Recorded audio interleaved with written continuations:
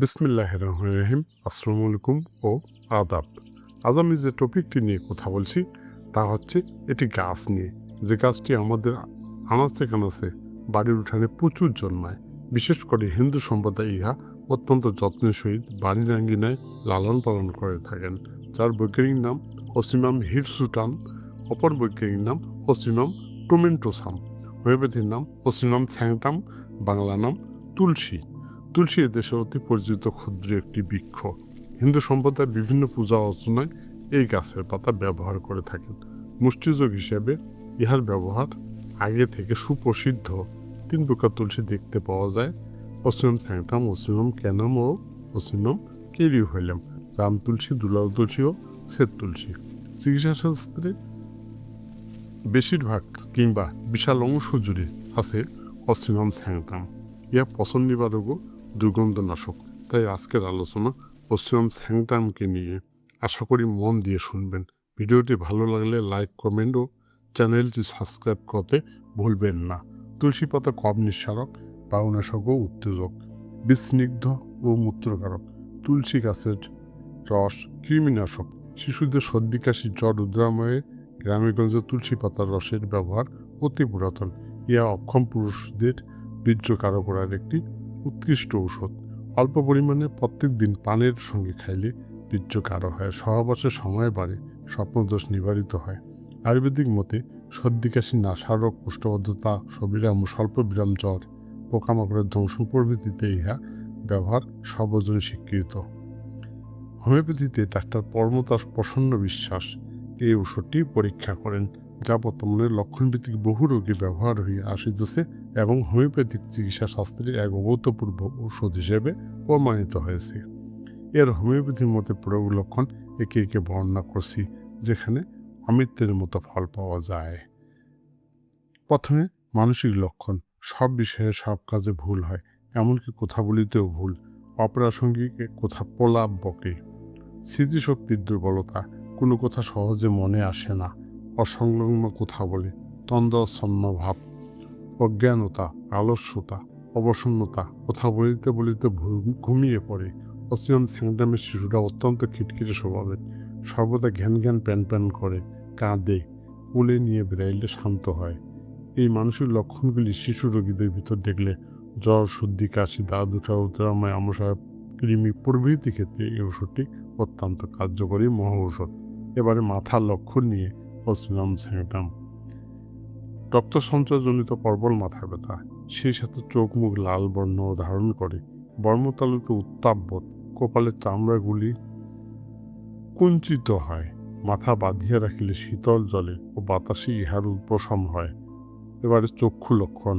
চক্ষু লাল বর্ণ ধারণ করে, চক্ষুতে বেদনা, জল পড়ে, আলোক আতঙ্ক, পিছুটি জমে, অসংলগ্ন দৃষ্টি, রোগী এক দৃষ্টি চাহিয়া থাকে। এবারে কানের লক্ষণ। কানে দপদপ করে বেদনা, কান দিয়ে জল পড়ে ও দুর্গন্ধ পুষ বের হয়, আগুনের ন্যায় উত্তাপ বোধ, শ্রবণ শক্তি হ্রাস পায়, সর্দিজনিত পুজো, কানে কম শোনা। এবারে নাকের লক্ষণ। বারবার হাসি হয়, তরুণ সর্দির স্রাবে সাদা কিংবা হলুদ বর্ণের ঘন শ্লেষ্মা নির্গত হয়, নাসিকার ক্ষত, রক্ত দুর্গন্ধযুক্ত পুস্রাব। এবারে মুখমণ্ডল নিয়ে একটু আলোচনা করব। রক্তবর্ণ মলিন মুখমণ্ডল, ঠোঁট দুটো উজ্জ্বল লাল বর্ণের, মুখ দিয়ে থুথু বা জল ওঠে, মুখে পচা কিংবা তেতো স্বাদ। এবারে জিহ্বা লক্ষণে অসিনম স্যাংটাম। মুখ্যত শিশুরা স্তন পান করিতে পারে না, সমস্ত জিহ্বা উজ্জ্বল লাল বর্ণের কিংবা জিহ্বা সম্মুখভাগ পার্শ্বদেশ লাল বর্ণের ও মধ্যভাগ ক্লেদাবৃত। এবারে গোলা লক্ষণ। কোনো কিছু গিলিতে বেদনা, উভয় টনসিল বৃদ্ধি, স্বরভঙ্গ। উদর লক্ষণে অসিনম স্যাংটাম। জ্বর ও সর্দির লক্ষণ সহ উদরের নানাবিধ গোলযোগ, পাকস্থলী অন্তঃশ্লেষ্মির ঝিলিতে ব্যথা, যকৃত লিহায় স্থানে বেদনা, শব্দ করে অধিক পরিমাণে দুর্গন্ধযুক্ত মল, অম্ল গন্ধযুক্ত হলুদ বর্ণের মল, আম কিংবা রক্তযুক্ত মল, প্রসারে মলত্যাগ, উদরাধ্যান, অনবরত ভেদ সত্ত্বেও মলত্যাগ পরিষ্কার হয় না, বিভিন্ন রোগের সহিত উদ্রাময়, যেমন জ্বর, সর্দি, কাশি প্রভৃতি। এবারে মূত্ররোগ, প্রসারে মূত্রত্যাগকালে মূত্রনলীতে জ্বালাবোধ, মূত্র ও মূত্রের সহিত শ্লেষ্মা নিঃসরণ, বারবার মূত্রত্যাগের ইচ্ছা, দাঁত ব্যথা ও দাঁতের সমস্যায় পশ্চিমবঙ্গ স্যাংটাম। অসহ্য দাঁত ব্যথার উৎকৃষ্ট ঔষধ। রাত্রে স্পর্শ ও শীতলতায় দাঁত ব্যথার বৃদ্ধি হয়, দন্তমূলে ক্ষয়, অনবরত মুখে দুর্গন্ধ ও লালাস্রাব। এবারে বক্ষব্যাধি নিয়ে পশ্চিমবঙ্গ স্যাংটাম সম্পর্কে একটু আলোচনা করব, মন দিয়ে শুনবেন। বক্ষের উভয় পার্শ্বে বেদনা, কাশি ও হাসির সহিত উক্ত বেদনার বৃদ্ধি অত্যন্ত অস্থির হয়, পুলুরসি, হাঁপানি, শ্বাসকষ্ট, বুকে ঘর ঘর ও সাই সাই শব্দ। এবারে জ্বর নিয়ে একটু আলোচনা করব।